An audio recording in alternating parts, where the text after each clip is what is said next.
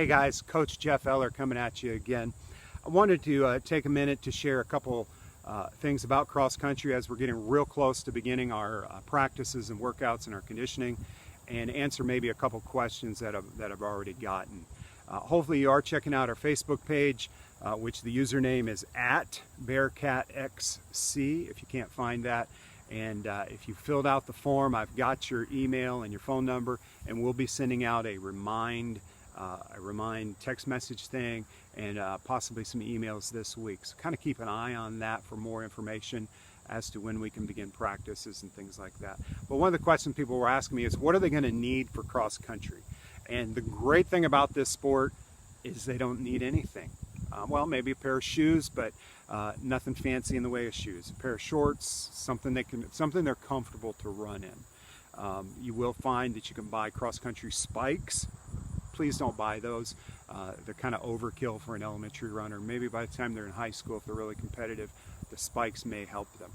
Some of our practices, we may run across the school parking lot for a minute, and those spikes would actually be dangerous in that situation. So don't do cross-country spikes. Just find, maybe it can be their everyday shoe, a nice little tennis shoe, or I guess a running shoe would be best. Nothing fancy. On grass, I wear these, which are a very thin, lightweight shoe that I actually bought at TJ Maxx for $19.99. So you don't have to be crazy expensive. These kids, their feet are growing, so it's not time to invest in anything crazy.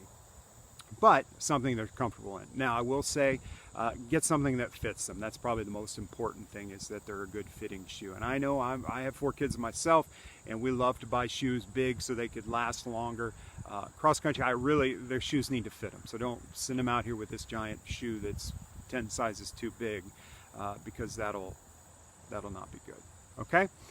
For running itself, they'll need pair of shorts and a t-shirt, and that's really it. So that's all I wanted to say tonight. Well, like I said, we're getting real close to being able to start our practices. If you haven't gotten your physical yet, schedule that, go do that. It's not a super in-depth physical, but there is just a form that the doctor needs to fill out to go along with that. And you can hold on to those and bring them with bring them with the runner to their first practice.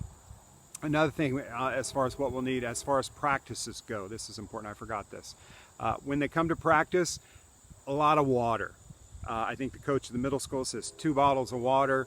I think I agree with that. Or it might be time to get one of those little thermos jugs and just give them like a ½ gallon of water. And it's always good to have extra water. We won't be sharing water.